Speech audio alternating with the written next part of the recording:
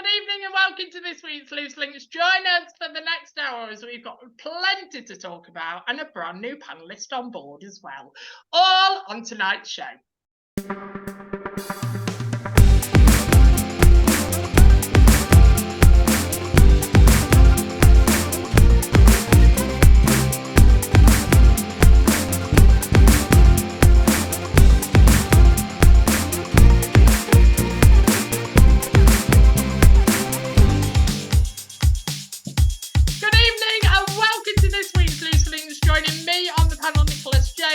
Rachel Penny, Kerry Gillespie, and Jane Denham. Good evening and welcome to this week's Loose Links as we discuss that social media storm that has hit our headlines the last couple of weeks and been all over TikTok. Yes, we talk about Evil Queen herself, her relationship, and how she might be scamming people, all while we've been watching. We also talk about King Charles and his mother and his first Mother's Day since losing the Queen and how his grief has carried him through. And we interview a panellist here this evening with her own business, but find out who that panellist is. All on tonight's show. Good evening, Banner! Hello. Good evening, Jane Denham. Welcome to Loose Links. How long have I been waiting for you to become a panellist on this show?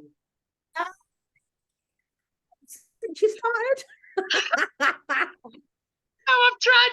Jane is a very, very close friend of mine. We go back years and years and years. She wasn't originally one of my girlfriends back in the day, but I had to announce the news that I was gay, so she was a bit disappointed with me at the end. But she's here now, supporting me well, aren't you, Jane? Mm-hmm. Supporting me well. So we apologise for last week because of technical difficulties. We also had a power cut here on my end of town, so I couldn't get the internet running. Blah, blah. There was many things that we couldn't get a show running, but we are back up and running this week. And Rachel, you've not been on the panel for a couple of weeks. Are you feeling all right? No, I'm not actually, but I couldn't let you down another week, could I? Oh, right. Well, bit of a cheery note from the Rachel, everybody. She's cheered everybody up. Last. We start on, it's been all over TikTok, ladies, the last couple of weeks. Evil Queen and Chelsea Liard, as well, as she's been in and out of mental health hospital. But it's also been all over social media, TikTok especially, about Evil Queen and her relationship, how she's had hate, stuff like that, all of this. And it's almost been like watching bullying, but live online. And when you become, I feel that when you become a big influencer, we really need Lucy, don't we? When you become a big influencer on TikTok or social media or anything like that, you are making yourself very, very vulnerable out there, but live on screen. And what I think is that you never really escape it, do you? Because your phone's always there, you get instant messages, the police can't even control it. But have you seen this story, and did it scare you how it all revealed and the aspect of bullying right behind it? Let's go to you first, Kerry. No, I didn't know anything about it. I know who she is. There's a few dodgy scousers on TikTok anyway, to be honest. I remember her from years ago when she first when she was first on. It wasn't TikTok, it was going to be Facebook. That's where you used to see it, or Instagram, I think, originally. And I quite liked her. I've seen a couple of her videos on TikTok. And she's really hard-faced, isn't she? She doesn't take no crap. She'll say it as it is. But then again, I've seen loads of them on TikTok having it out with each other and putting really shady videos about each other, just winding up the people that are watching the videos. I mean, if I remember rightly, she got done for benefit fraud as well. There was a massive issue with her and one of the other TikTok women on from Liverpool. And just to add, she's not from Liverpool where I am. She's from across the water. And for anybody that doesn't know that, or for any Scousers watching, she's a Plazzy Scouser, which means she's a bit like a fake Scouser coming over the water from Birkenhead. She's not a true, pure breed of Scouseness like me. But she's yeah, it's just weird. It doesn't interest me. I'm not one of these avid followers. They're a bit of a divvy, aren't they, really? Is it scary though? Because obviously she's announced in the last couple of weeks that she's been in a relationship, and this relationship has been very, very controlling. It took a lot of money off her. She wouldn't go on live videos because of him. She would slate him, he would slate her. She spent weeks trying to convince TikTokers that it was a real relationship, to only last week doing a video stating that the whole relationship was set up, the whole relationship was for TikTok, the whole game was for TikTok to climb up the ladder to get as high as you possibly can. Actually, are we getting scammed? And loads of people send these people a lot of money as well. Are we getting scammed even now on social media? What do you think, Jay? Well, I think that we need to just stop calling everybody online and just have a little bit of compassion for everybody, because we don't know what's going on in their personal lives. I don't know this person. I have no idea who she is. But she clearly is doing things online and putting things out, and she's doing them probably from a fear base. She's fearful. She's maybe scared. She's maybe, she's maybe depressed, or she's maybe, oh my God, I'm going to put stuff out on social media. So for me, I would prefer to come from the angle of compassion. And not slate. So, whatever reasons people have to put things out on social media, whatever their reasons, that I would like to look at the human side of it, and I would like to look at them from a position of compassion, no matter what they've done. I think when she first started out, Jane, online, she thingied her story of becoming transgender, didn't she, Nicholas? Yeah. And absolutely, it's one of the bravest things that to do, and she's absolutely lovely. She is, but it is like she's had to become this hard-nosed, cow to kind of keep up. I suppose that media. What's the word? For people, because people give her loads of flack years ago. Even I remember that. Give her loads of flack over her coming out and putting the story out there. And I just thought, people, it's a good thing. People need to listen. It's reality, this. But I think she's had a lot of problems from that, which isn't fair in itself. And she's probably had to become this person to pass people off. She's known as an insult comedian. Oh, do you know, my dog would start as soon as I started talking. Going in. She's an insult comedian, and one day she had a battle with not a battle. Did she have a battle? No, she had a battle with Lucy, and it's a friend of Nick's and mine. And she saw a picture behind Lucy, and she said, she didn't say that. I said, "Oh, dog, shut up." She said, "Who's that behind you?" She said, "Oh, that's my son." She says, "I hope he has a horrible death." Oh, and things like this. But then when she came on another time, when I saw her, she's quite witty, quite quick, and she said to this chap about mental health, "What are you going to do? You're going to top yourself, this kind of thing." And he said, "Well, actually, no, been there, done that." And she said, "Really?" And when she realised he wasn't, latching onto her talk, she kind of backed down, and then she was quite friendly with him. But the thing she said, "Are you on a register, people? What do you mean on a register for touching children?" Things like this.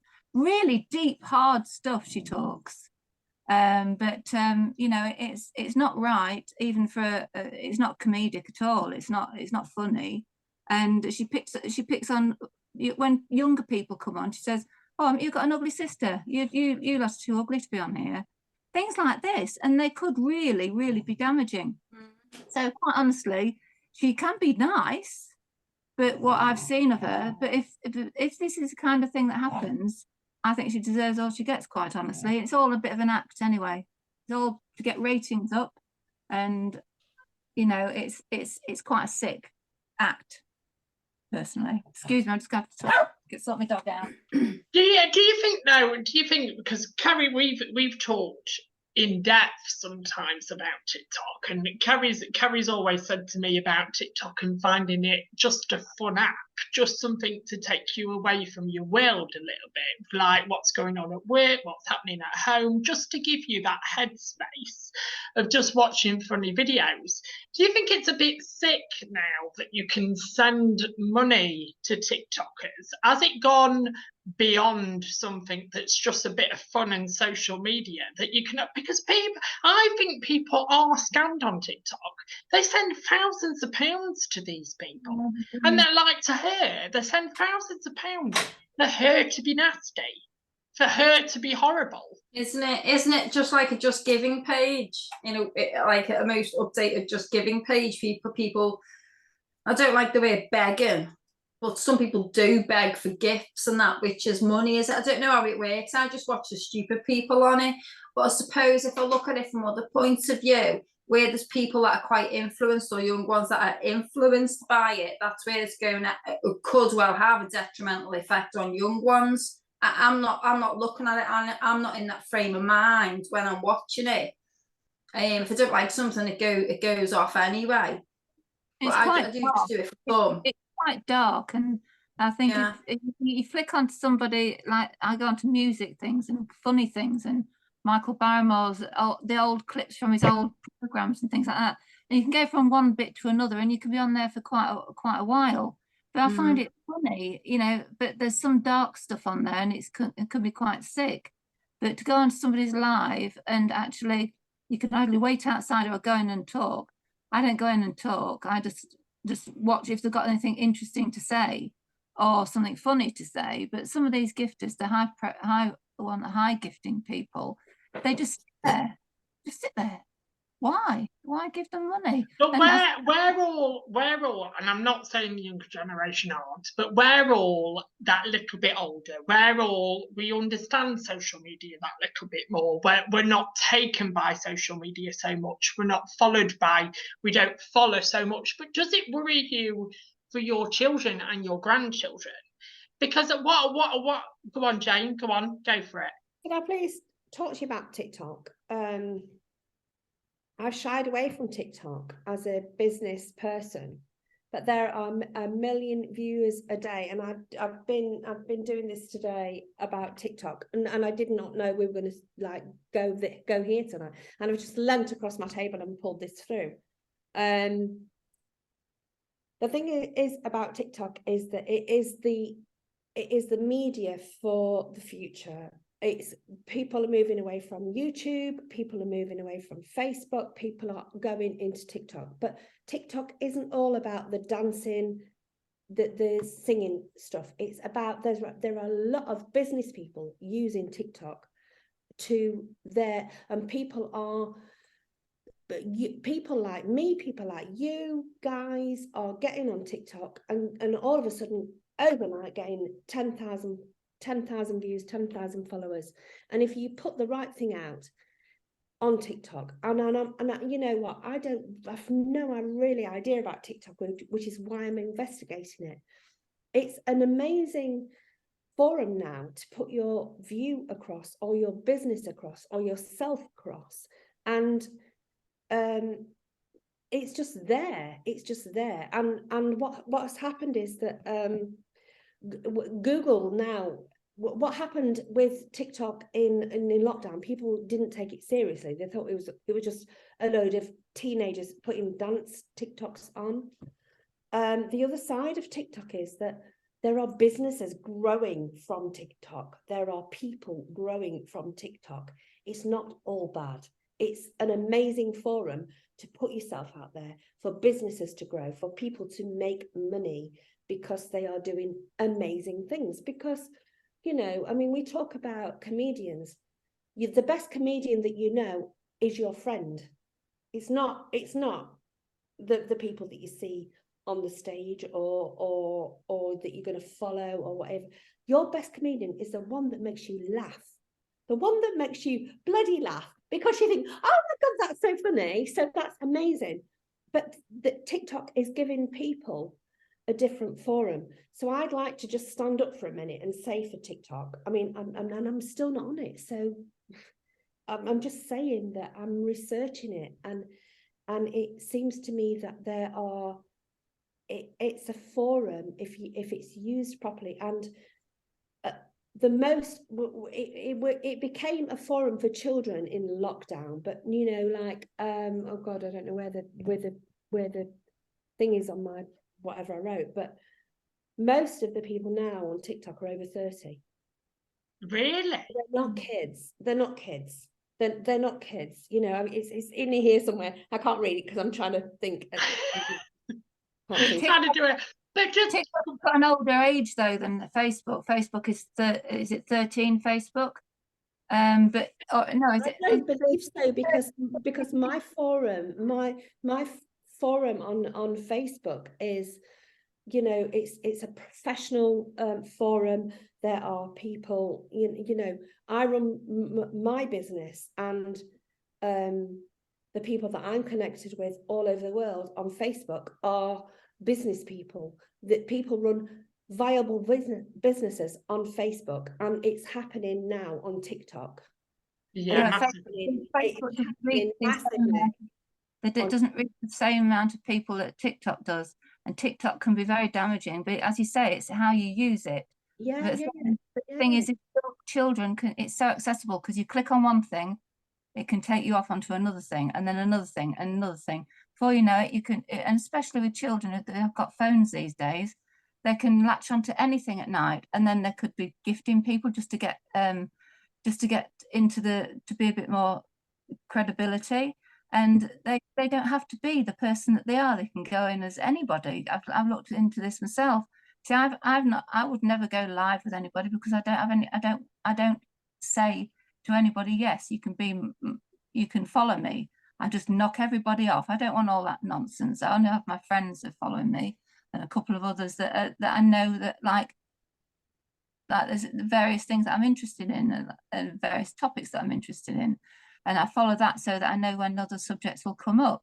But TikTok, they're making a mint out of people, so that they will allow these gifters, doesn't matter how ridiculously rude or insulting or damaging they can be, because if they get sick people following them, and they get millions, they get, you know, no end of people, and they take about 70% of the gift money. You pay something like a £10 gift, they will only get probably about £2.50 or something, £2.39 of that gift. The person will. TikTok take the rest.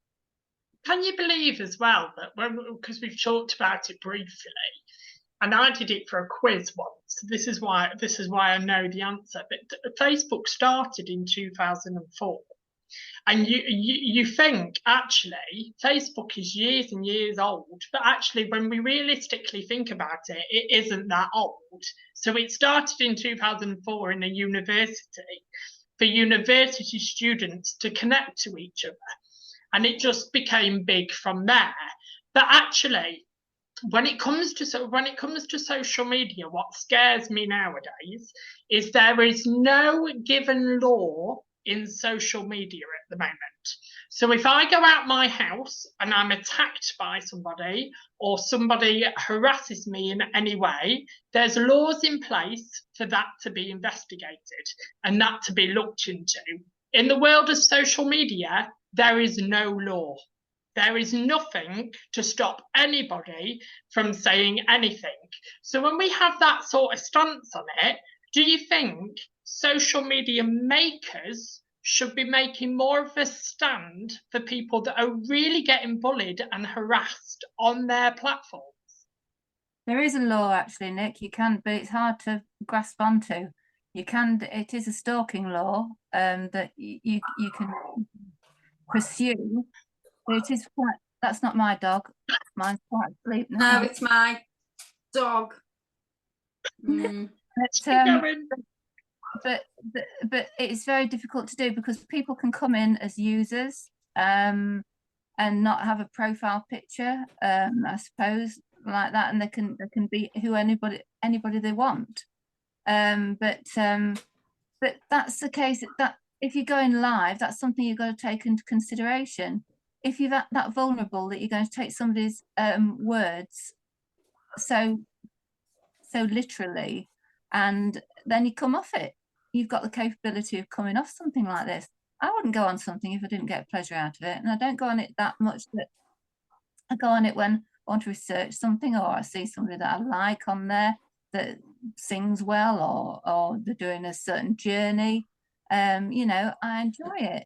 But I don't go on, if it started to make me miserable, or I see something sick on there, then there's lots of news articles as well, but I wouldn't go on it in that depth and use it as switch it on as a career. But sometimes it does help people it's a lifeline to the outside world. But the other thing, the other side of the coin that I wanted to talk about is, again, I'm talking from a generation, even my generation, where we're quite private about some parts of our lives. Now, I know we talk a little bit more on here because that's what the whole thing's about. It's about Chat Show, so we do let people in that little bit more about what we think.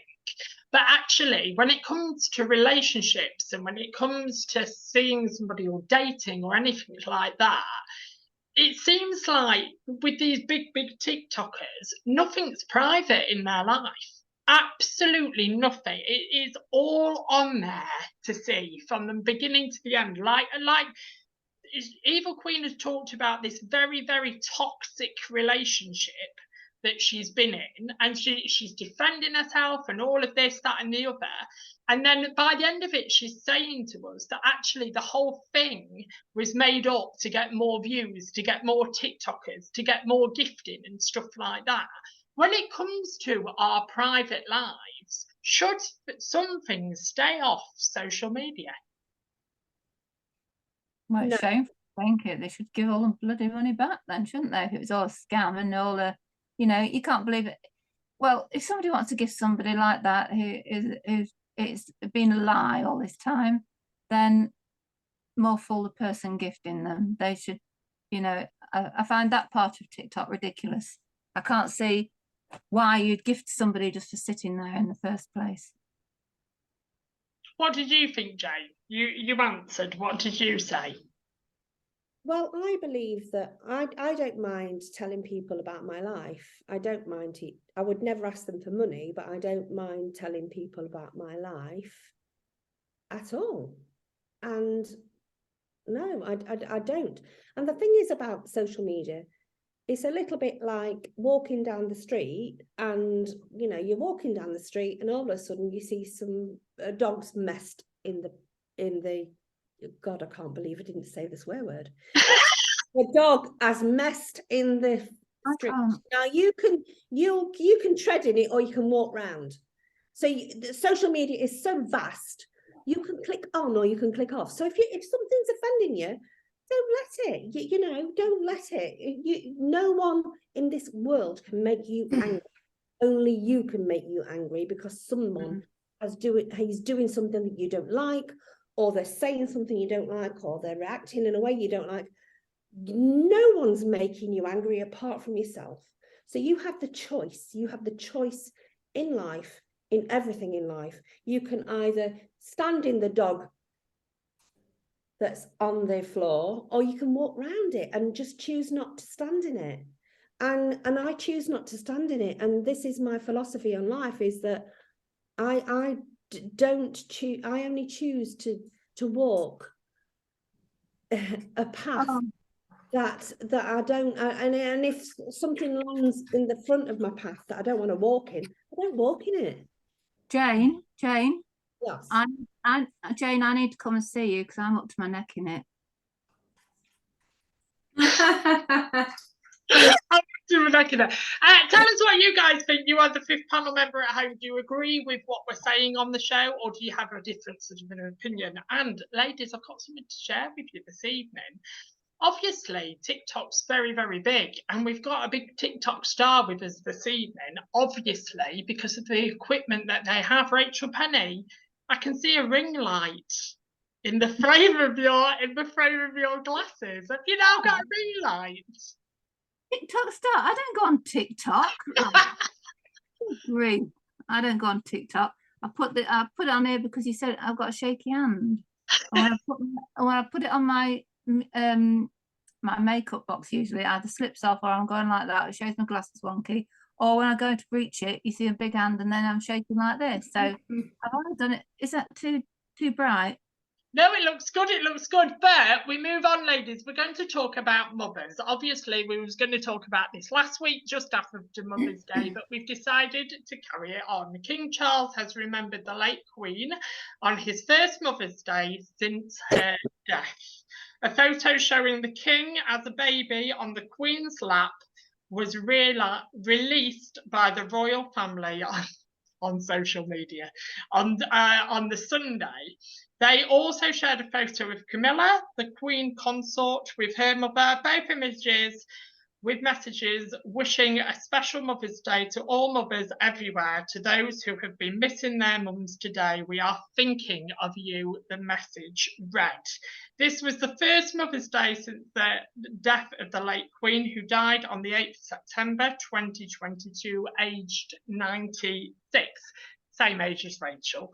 The Prince and the Princess of Wales. The Princess of Wales posted a picture of Catherine with her 3 children on Sunday. So this isn't really, the first question that I've got for you ladies, isn't really a topic question, but I'm going to put all 3 of you on the spot. So if you could say something to your mum, reflecting all the years that you've known your mum, your ups and your downs and your stuff like that, if she was stood right in front of you right now, what would be what would you say to her? How would you thank her? And what would the words be to your mum if she was stood in front of you right now? Let's go to you first, Jane. What would you say to your mum if you had a chance to say anything? Wow, you didn't want to know this. So mothers are a really difficult breed, and my mother was a compulsive. She was trying to commit suicide all the time. Oh, yeah. So when I was a child, I never knew if I got up in the morning or came home from school or did anything that my mum would be alive. So what I would say to my mum is, make a better job, babe, because you know, and then the thing was that my mum got cancer and died at 47. So you've got to be careful what you wish for. You've got to be careful what you wish for. But as a child, that was really damaging to me because I never felt safe as a child. I never felt safe. When was the turning point for you, do you think, Jane? When was the point where you became... Oh, in which part of my life? Where was the turning point for you where you felt as an adult safe for the very first time? The 26th of January, 2023. Wow. Tell us why. No, I can't. That's too long. But since Nigel died, I felt when I met him, but then I didn't feel safe. But then the first time I actually felt safe in my adult life, all my life, on my own, with no one else in my life, was the 26th of January, 2023. That's amazing. Can we just briefly, obviously all 3 of us know here very much so, but can I just ask you, Jane, who Nigel is? Oh, sorry, he's my dead husband. Right. Thank you for sharing. Thank you for sharing, Jane. I didn't want people to use Nigel died 7 years ago, and then he kept me safe he made me feel, well, I felt safe with him for 20 years. And then when he died, I didn't feel safe in the world until January the 26th this year. But that was that's a whole massive journey. So yeah, but getting back to my mum, yeah, no, babe, you got it so wrong. But I'm so glad that I picked you for your. I'm so glad that when I decided to pick my mum, I picked her because she taught me so much about how not to be a mother. Yeah. So I'm really grateful, incredibly grateful for her to have taught me what it was like. But I understand now. I understand. It's not always a magical journey, is it? It's not always a magical journey. I don't think- Rachel, what about you? If your mum was stood in front of you right now, what would you like to say to her? Well, this is my fault because I didn't read what we were going to be talking about. I just thought I'd wing it tonight. So I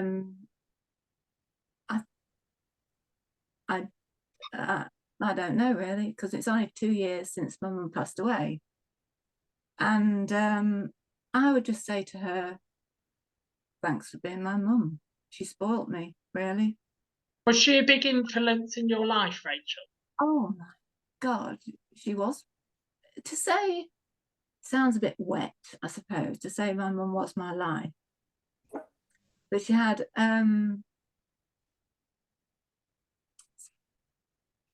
bit too raw, I think. Should we just move over for a second? Just give you a break. Give you a break a second. What about you, Kerry? I've met your mum.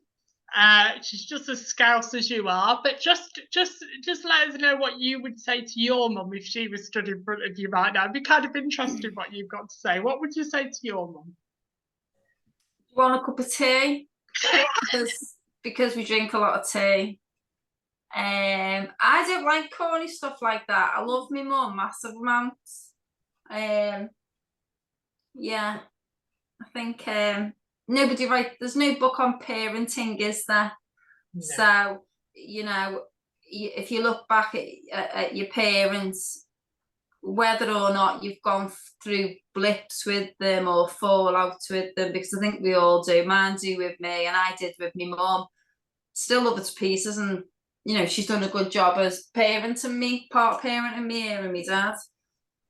I got away with everything with my mum anyway. Why am I not surprised? Why am I just not surprised? Why am I not surprised? Rachel, let's come on a bit of a lighter topic. Let's go back to you on a bit of a lighter topic. The day that you became a mum, did it change you completely as a human being? I don't know really. You probably have to ask somebody else about that. But I thought I was going to be a different mum than I was, I think. I can always remember when I was little, when I was about 7 or 8, playing down my close and thinking that there's this mother of my friend. I said I want to just be like her, and she used to wear this twin set and sensible shoes and just a sensible person, and I'm not sensible at all. You know, look at the friends I've got. What you saying about what you laugh at, like James said about your friends are the ones that make you laugh. How can 2 people laugh about alcoholic bread's being cut on a night with a dinner? It was just the funniest thing, but obviously had to be there. But you know, life just like Jane was saying, her mum taught her how not to be, and I think if you don't live life the way you do, or if you do live life the way you do, that shapes you into the person you are at that present moment in time. And I not used my mum, but my mum was a big part of every aspect of my life. And she went on every holiday we went on, you know, because she was on her own. My dad passed away at 49. And so she's left on her own for a long time. So didn't you surprise your mum on a holiday, Rachel? Sorry? Didn't you surprise your mum on a holiday? What? How do you mean? Didn't you surprise her? She was on a bus or something, and she came off the bus, and you went running over, and you asked her a question. Is that you? No, that's another friend you got. Oh, that's okay. That's enough. We'll slowly move on then. There, do you think so? We have all these special days nowadays, don't we? It drives me mad. We have Mother's Day, we have Father's Day, we have bloody Grandma Day, we have Nanny Day, we have everything going alive. Actually, for some children, mum and dad aren't there nowadays.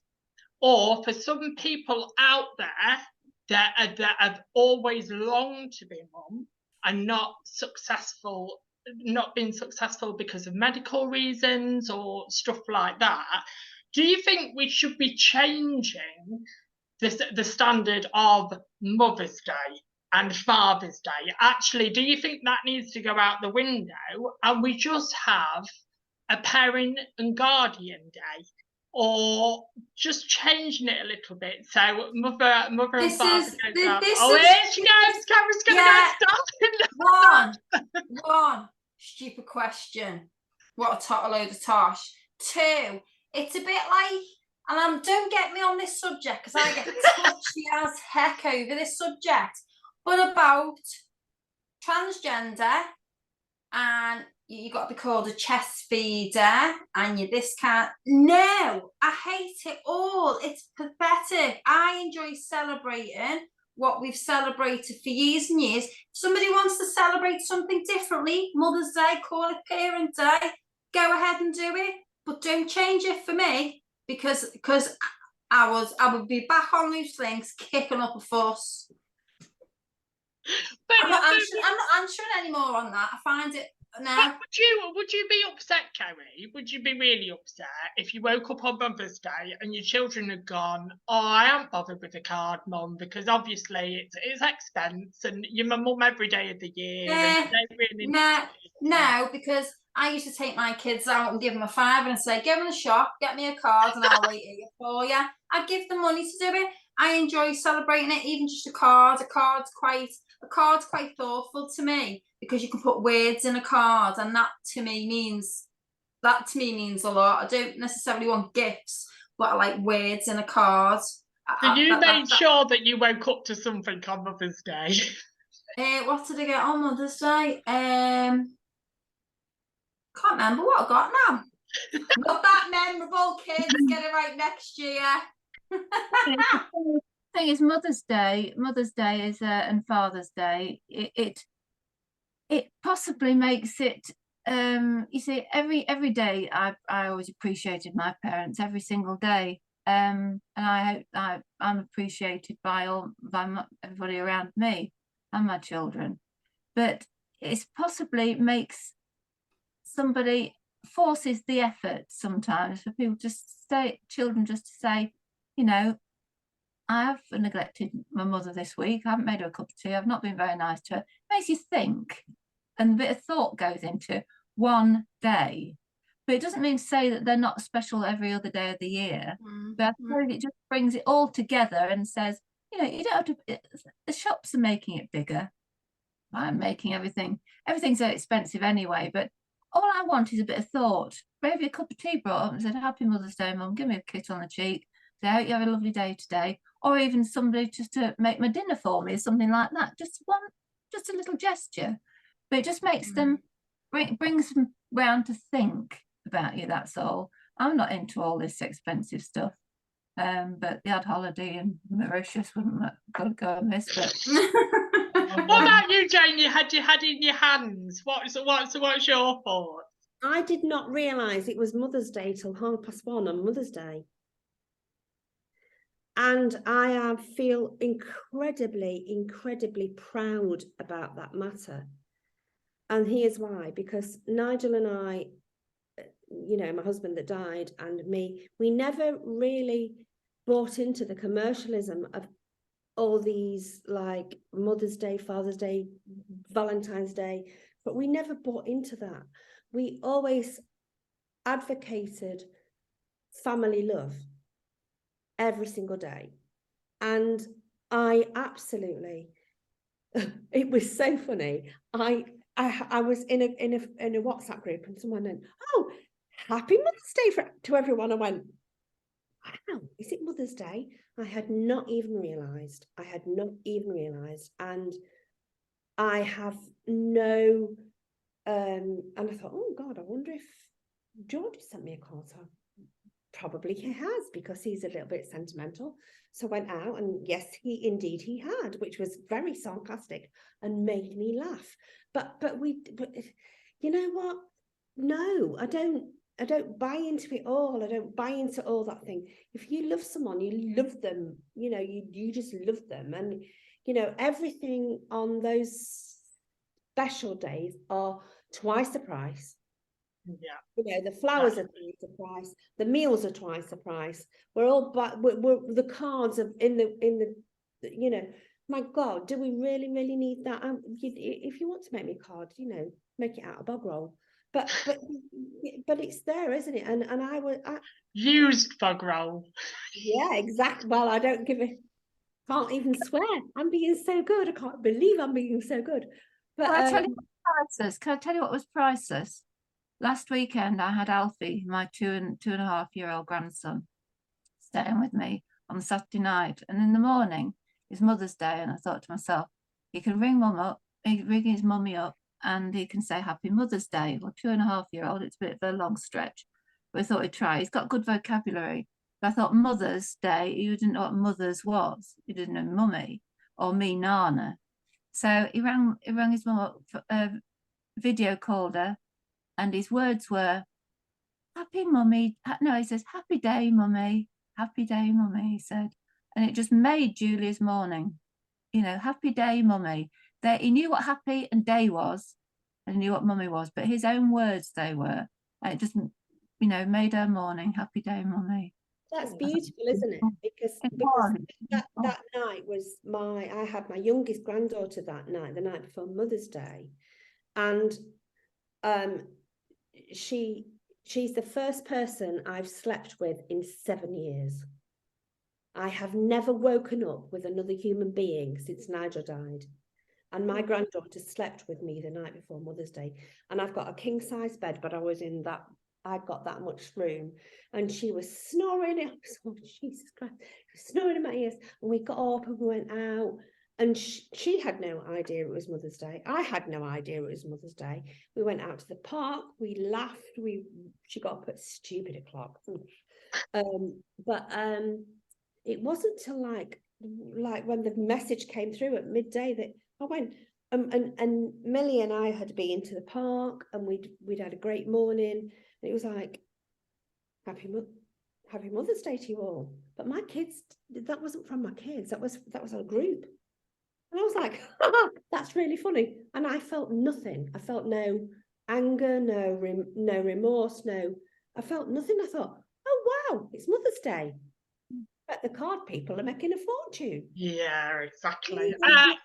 But we move on to a slightly lighter topic, ladies. I'm going to give you a scenario. So you've just joined a new job. You just start, it's your first day, and you've just joined a new job. And they tell you that they're going out for a special occasion meal for the boss, because the boss is you do know what it's there. And for a certain age, they've hit a certain age, and they've decided to all go out for dinner. Well, it comes to the bill. It comes to the end of the night, and it comes to the bill. And you are expected to pay like everybody else is round the table, split the bill between everybody. You are expected to do that. How would you react? Would you pay that bill, or would you make a stance and say, hang on a minute, I'm a newbie, I don't know anybody, so I'm not going to split this bill between us all? What about, let's go to you first, Carrie. If it was a brand new job and you were all going out for dinner and you were expected to split that bill, would you do it? Expectation versus reality, innit? Really? No one should force anyone to have to split any kind of bill, and I'd be ordering my meal and paying for my meal. It's a bit like, this is another touchy subject, isn't it, really? It's a bit like when someone's leaving at work, chip in and we'll buy them something. If I don't like it, I'm not chipping in, mate. You know, jog on, get on with it. I saved loads of money at my last place of work by not chipping in. What about you, Rach? Would you feel obliged to split the bill between everybody, or would you make a bit of a stand? Well, thing is, what is it? What is this? He starts to work and then they all go out for a meal. Yes, so it's your first day in the new job. First day? Yeah, it's your first day in a new job, and they've said to you, are you coming out this evening, Rach? Because we're all going out for the boss's 50th tonight, and would like to welcome you to the team, would like to make you feel involved, stuff like that. But it gets to the bill, and then you're expected to pay as much as everybody else around that table. Would you do it, or would you be like, no way, I'm newbie? I'd have to read the situation, but I think you know, if I went out with some people, I'd have to like them first, really. If I'm going to part with my cash. So I wouldn't go out with. I'd probably make an excuse that I didn't want to go out because in a social situation like that, eating with people you don't know. But if it was like a bit further down the line, and yeah, I wouldn't be nitpicking, looking at the bill saying, oh, £21, 2 pence for that, £6, so for that. I wouldn't be working it out. I'd be embarrassed about working it all out just to save myself some coppers. But I'd say, right, we're all, and I'd make sure I had, if somebody was having champagne down at the bottom of there and they were taking the mick, and I was on lemonade here, I wouldn't be paying for the champagne. I'd be You'd be paying the £21 2 pence, wouldn't you? But I'd give a tip as well. But I think it's a bit difficult. I'd have to read the situation. I'm nowhere am I tight. So if I went out with some other people that I knew, I'd just say split it 5 ways or 10 ways or whatever. I'd just do it like that. But if I had it's one day in the job, I won't go out. I won't feel comfortable. So I can't say who, but I went out with a friend. You've just made me think about it, Rachel. I went out with a friend a couple of years ago and we went for a meal. And it comes to tipping at the end, and I says, oh, shall we tip? And my friend went, yeah, we'll tip, but I'll show you how I tip. And I went, right, okay. So we called the waiter over and we said, and paid the bill, and my friend said, I'm about to tip you. And he went, oh, really? Like, oh, thank you very much. How are you going to do that? My friend went, get a better job. That's my tip. That's my tip. Get a better job. But what about Gary? They might have loved that job. What about you, Jane? How would you feel about it? On the first day, would you happily split a bill? No. Oh, look at Jane. She's right in there. No. Absolutely not. And I'll tell you for why. Because I have, since Nigel died, I've been out on a table where there has been couples and they've gone, let's just split the bill by how many people are on the table. So when I'm on my own, That's no. You know, I've paid, and don't get me wrong, I'm not saying this lightly, I've done it. And I've done it because I didn't feel like I had the voice to say. At the time, I was like, oh God, you know, I'm feeling a little bit small. I can't say anything. But no, not anymore. Absolutely not. I am not paying for couples to have a cheaper meal for me. And I've had it when people I've been out with families and I'm on my own and that there's 4 of them and there's 1 of me. No, it's not right. It's not right. But please don't get me wrong. That's taken me a lot of years to get my voice for that. And my tip is don't bend down in a revolving door. Never eat yellow snow. But no, because and I'm a little bit like you, Rachel. I'll read the situation, but no, I'm not doing that. I am not going to go out and sit on a table with 8 couples on my own, and then someone goes, well, it's £45 each. No, it's not fair. You know, like my when we talk about the cost of living crisis, I live on my own as we do, all of us. So I think, but you know, my energy bills are no less because I live on my own. They're saying if 5 people were living in my house, it would still cost me the same to heat it. So flipping that back on its head, when I go out for a meal now, no, actually, I will actually stand up for myself and say, actually, no, that's not right. But if you don't mind, can you work it out? And I'm nowhere. Honestly, you can have the world from me. You can have everything I've got. I am not a money person at all. But no, that's not right. When you come down to splitting a bill like that, no. Jane, hang on, Jane, would you actually say to somebody, excuse me, I don't really think that's right? I can't see you saying that. I would. Way. And then he said, no, don't, Jane Denham. Don't. Yeah, I've not. I've been such a good girl. But Carrie and Jane, I'm going to put you very much on the spot now. When it is more Carrie and Jane that I'm going to put very much on the spot. When it comes to colleagues, can they ever turn into real friends? Why are you asking me that as well? Well, because me, Jane, and Carrie have all worked together. Well, I've worked. So, do you think you could ever? Do you think there's a boundary between colleague and friend? Okay, do you think it can go into both, or do you think you need to leave a work placement to find out if they really are a friend? I think if you click with someone, you click with someone.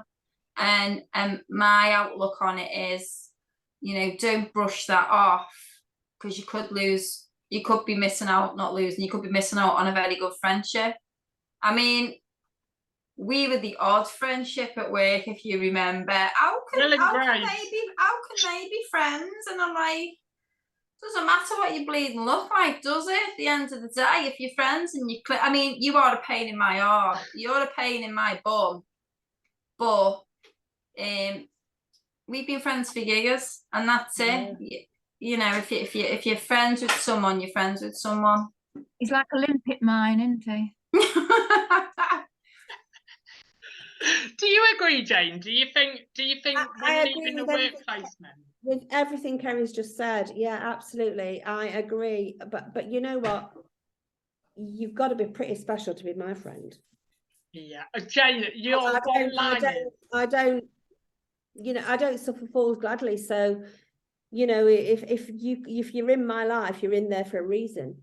And yes, whether I work with you, whether I've met you on TikTok, whether I've met you down at Waitrose, if you click with someone and you mix with their energy that you mix with, not particularly what they think or what they do. If you feel drawn to someone, you feel drawn to them, and it doesn't matter where you've met. I remember you so well at work, and Jane Denham was always the person with the one-liners. She was always jumping in there with the one-liners completely. And I remember saying to Jane, I remember going up to one of my vague memories of you, going up to you and going, Jane, I've been on Slimming World this week, and I've lost 5 pounds and I've done really well. And Jane just went, why are you doing that? Just be fat and happy. Just be fat and happy. That brings us to the end of the topics. Now, as you know, for the last month, we've been celebrating inspirational people. And there's a huge reason why one panelist is here this evening, because she's a massive inspiration to everybody around her, everybody that's ever seen her walk upon this planet, and how she's coped with the most horrendous things and come out the other side. And that is our very own Luce Jane Denham. So we are here to speak to Jane tonight, and I'm going to interview her to ask her a little bit about what she does and how she is inspirational in the year of 2023. So, Jane, who are you? Can't swear. Begins with F, ends with nose. But who are you? Well, who are you first? Tell us a little bit about you. Okay, so I'm Janie Denham. I'm 57-year-old, and I am loving my life. But this is not the life that I've always loved. I loved a life previous, but I have had a gap of 7 years where I had to do some work with my life since my husband died in 2017 when I was 51. So I had a great life, I had an amazing life, and then I had did I have a terrible? Yeah, the times were terrible. I didn't have a terrible life, but the times were terrible. Oh, thank you for sharing that, Jane. So, who are you to what are you? Oh, what am I now? I'm just a catalyst for change in people. I am a intuitive energy healer. I am an emotional freedom technique practitioner and matrix re-imprinting practitioner. I am a advanced gentle release therapy practitioner. Oh, I've just got, you could just put all my certificates on there, and then it doesn't really matter, because that's just, you know, what have I done in 7 years? I've retrained, regrouped, redefined myself, and just connected back to the earth and to myself and to who I am on this journey. And after not wanting to be here, suicidal after Nigel died, actually, to creating a life that is beautiful and exciting. And I'm so excited for 2023. It's just going to be my year. So do you feel, Jane, and this isn't on the question, so I'm briefly going to put you on the spot. As you said that you lost, and two of us on the panel knew him as well, you lost your beloved Nigel in 2017. Do you feel this journey from losing Nigel to today, do you feel like Nigel is still very much on the journey with you? Oh my God, he's sat here. Of course he is. Yeah, absolutely. He's amazing. He's part of my team. He's my inspiration. Absolutely. And he's still as leery. He's still as funny. And yes, he is definitely part of my journey. I lost him on this physical plane, but I take him forward in my life and in my heart for my onward journey. And do you that's beautiful, honestly. But do you feel like this journey that you are now, this teacher, this healer, this what you are now, do you feel like there's always been a bit of a nudge all your life to lead to this journey, but actually you've never really listened to it, and it's only taken the last couple of years where you've heard what you are meant to be and where you are meant to go? Do you think it's always been there, but you've just carried through your life with what's gone on, marrying Nigel, working for where you were working, stuff like that? Do you think the whole change was in the last couple of years? No, I've always been quite intuitive and quite psychic and quite knowing. But it's been exacerbated. It was exacerbated when Nigel died in a huge, huge way. So it's just, this is how I live my life now, with spirit, and feeling incredibly grateful to have had him on my journey for as long as I did, and to have him on my journey going forward, and to know, oh God, I know there's someone else out there, and I'm so excited that there's this guy out there that's reading his newspaper and he does not know what's going to hit him when I meet him. I'm completely, you know, people say I don't live my life by limits, you know, I'm not limiting myself to anything. I'm untethered, completely untethered. I'm not tethered to the past. I'm not tethered to any outcomes of the future or any kinds of beliefs from my childhoods or ancestral beliefs. I'm not tethered to anything. I am completely completely free, and it feels amazing because I don't have any connection or any I don't have any thoughts about what people think about me. I have none, because they're their thoughts, they're just thoughts. So Jane, tell us, how did this all happen? Which bit?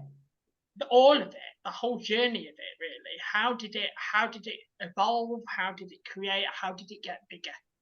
Okay, so when in 2016, when Nigel got poorly, I started to get really strong things coming through. Even before he knew that he was poorly, I knew that he was poorly. I knew that he was going to die. I knew that I knew what I would do at his funeral. I played it out. It was played out to me, and that's what we did. So it was all just a knowing. It's an absolute knowing of belonging, really, and it's been amazing. It's been amazing. And I've got to say, Jane, I was really, really privileged at that point to be at Nigel's funeral. And I don't want to speak out of turn here, but I've absolutely got to 100% sing your son's praises, because he stood at the front of church with a guitar and sang a song. And I think that's when I absolutely melted and just went, the strength and the courage that he must have had, and the preparation for that special day to sing for his dad must have been an absolutely incredible moment for you as well. Yeah, he was 16, and then I sang as well at Nigel's funeral. Oh yeah, you did. You did. Well, I sang the song. I sang to Nigel when he was dying, so I sang the song, and the church was packed, wasn't it, Nick? It was Yeah, packed. it was huge. And outside, people couldn't get in the church. So George sang at 16, and then I sang. But that's the journey that I give my kids. I teach my kids about life. That life's. Can I say shit? Well, I've said it. Life's shit, and then it's not shit. Yeah, it's about strength and resilience, but also recognizing the bad and the good. So we don't wipe out the bad and the good. We just recognize it, but we also have a lot. The big thing is humor in my house. I can 100% see that. So there is another question that you asked here, Jane, but I'm gonna change it a little bit. So when it comes to loss, I know everybody's got an individual journey to loss, but actually, if somebody came up to you right now and said, Jane, I just don't know how to deal with this. I don't know where to start. I don't know where to even begin. What would your advice out there to be for anybody at this present time that has lost somebody very, very close? Put the kettle on.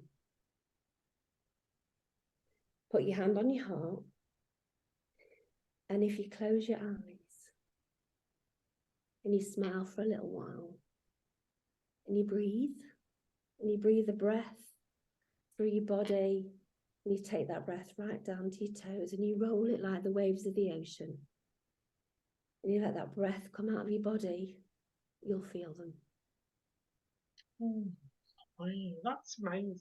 That's amazing. So what are the big plans for Jane Demon's future in the year of 2024?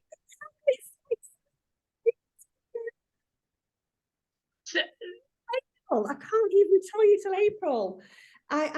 It's so exciting. I'm on the most incredible of journeys. And it's my journey, and it's never going to be any guess at this minute. But I will be able to tell you all in April, and I can't tell you all anything until the legals are sorted and everything else is sorted. But watch this space, because it's just, I am so blown away by even my own bravery and my own courage and my own, like, I don't give a crap, I'm just going to do this. I am can't even tell you, but I will tell you in a few weeks. But oh my God, Jane, we are gonna share your social media page actually, because you've got on the loose page. So if you are interested to know more about Jane's world, we will share it this week, so you can go and have a look. But actually, what I really like about you, Jane, is that you show all the exciting stuff. So the meditation, you show meeting groups of friends, you share it, and you help individuals. You've even done some work with Rachel, haven't you? You've done some work with Rachel. Well, I was just going to mention that before you switched off and dismissed it all. But I excuse the phrases I'm going to use now, Jane. But when I hear you say about matrix and remapping and this kind of thing, I think, what a load of crap. And I think, what a load of mumbo jumbo, all this kind of stuff that people can't grasp until they actually lie on your couch. And I still don't know what it means, but all I know that when I laid on your couch, I became part of that couch. I was so heavy and lost in that. But then I felt like just sleeping, and I never ever met you before. And you kind of, I don't know, you kind of came inside me, and I was so relaxed and all these noises behind me, like that there was a wave thing, and that I thought this thing that Jane had was kind of like a vessel with some stones in, but it sounded like the waves coming against the shore and then going back out to sea. And I felt like I was on that shoreline, and that all these noises and sensory things I was sensing took me to somewhere different, somewhere quite magical. And Jane didn't speak for the last 10 minutes or so, and I was in a different, I don't know, I've never experienced it before, but you don't dismiss what you don't understand until you try it. Oh, there's your review right online for you, Jane. Right there, right in front of you. But what I was going to say is as well is that it's magical to watch, and it's magical how you've grown since 2017 as well, because there was a short part, not short actually, and I'm not saying grief is completely gone, but there was a part in your life where I was really worried about you. You did look poorly, you didn't look very well, and I just thought, it's hard, isn't it? Because when you've never experienced losing a partner via death, or a husband or a wife, you don't really know what that person's going through. But what I feel like is the beauty of your pages. I remember looking a couple of weeks ago and you did a video, and I thought that's really important that she's doing those videos as well as all the happy ones, is that you were gone away to a retreat somewhere and you were laid on your bed going, I just want to go home. I don't actually now want to do this. I don't want to be here. And I don't know where this anxiety is coming from. And I've got this anxiety and stuff like that. And do you think it's just as important to show that side of you as well as the very positive side of Jane? Firstly, Rachel, thank you so much. It was an absolute pleasure to be. It felt an honour to work with you. So thank you. That was really kind. I believe that we are living in a world where we expect perfection, but for me, I believe that I am perfectly imperfect, and I adore showing the lovely, bubbly Jane, but I feel that it's really absolutely a moral responsibility to show all of me. If I'm going to go online, like we were talking about TikTok earlier, if I'm going out online, I don't mind people seeing the whole of me. So when I'm not feeling so good, when I'm feeling like I'm in a hotel room, and I'm not feeling so good, and I'm on my own, and I'm thinking, oh my God, you know, me and Nigel would have done this bed some great justice. And then I'm thinking, oh, but I'm on my own, and then that, you know, that, and then the thought process as well. Okay, so I am on my own, so now let's enjoy it. Let's starfish in this big bed. I've got a great bed. It's white fluffy towels, and I've got things, and I can order room service, and I'm really lucky that I can afford that.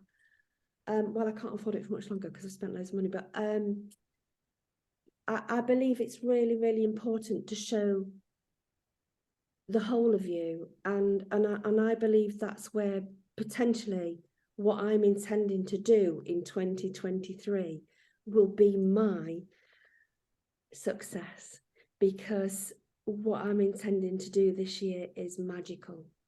It's magical, and it's in, and even though I'm not one for blowing my own trumpet at all, I'm not, but what I'm doing this year is really brave, and I am so proud of myself for doing the work, for doing the work. So yeah, it's going to be exciting this year. This year is my That year. means, Jane, that you've got to stay on Loose Links and tell us all about it. That means that you've got to be a regular panelist now. It's going to be amazing, honestly. I am just blown away by what's transpired in my life and all the people that have come into my life, and I'm just so grateful. I'm just so grateful for my life. And yes, you know something, the thing is that when Nigel died, I contemplated taking my own life. I didn't want to be here. And even with children, I mean, how incredibly selfish, but of me, but in my state of mind, I couldn't see. I didn't really want to be here without Nigel. I didn't know how to be here. I didn't know how to navigate it all. The world. Well, there's a huge part of your life was with Nigel, Jane. Oh God, we had a great time. Do you know what I mean? Years and years with Nigel. So to go from, this is what we talk about on the show, and I don't think it's not an expectation of somebody being there and an expectation of what that person should give us, but we get used to having that person around. We get used to what they gave us as a person. And when that person goes through loss, it's a massive empty vessel for a very, very long time. And I think people say, oh, grief, give it time. And I completely agree with that. Grief in time. But I don't think, I really hate it. And it hasn't happened for a very long time, but I really hate it when somebody says it's time to move on. Well, actually, no, it's not. That's not your decision. That's not your way of saying that to me. And I believe grief is very much like a ball. And all your life, my grandma died in 2004, and there are still days where I hear something or something happens and a tear rolls from my eye from 2004. So I feel grief is very much like a ball, and you just evolve around this ball all the time. But sometimes you hit the center of that ball, and you've just got to let it happen. Let the feelings that are going on in your heart and what's happening, and then you climb out that ball again, and you revolve around it all the time. Do you agree, Jane? No. I knew you were going to say that. I knew it. Go on then, tell me. Well, I do agree. I just think that your analogy is the wrong way around. I think that grief is like in a box, and a ball hits the sides, and sometimes it hits it and you can feel it in a different way. And actually, yes, to be honest, because when people used to say to me, time will heal, I used to get so cross. I used to go, you don't know. And you know, people who, when you lose the person that you sleep, that you're connected with in a soul way, like you know, when you come together and you connected in a soul way, and you sleep next to each other. When that person's not there, it is very, very different to your mother dying or your grandmother dying or something else, because then you've got no one to hold you physically. So it's really, really different, you know.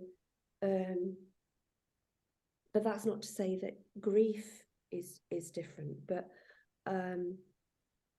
time is a really, really big healer, and it really does depend on the person and the person's attitude to their own life, because there are people that are really, really happy to be victims of grief. There are people that will really sit in that grief and be really happy, because there are people that, you know, potentially, you know, families pick the mother up and take them for Sunday dinner and do this and do that with them.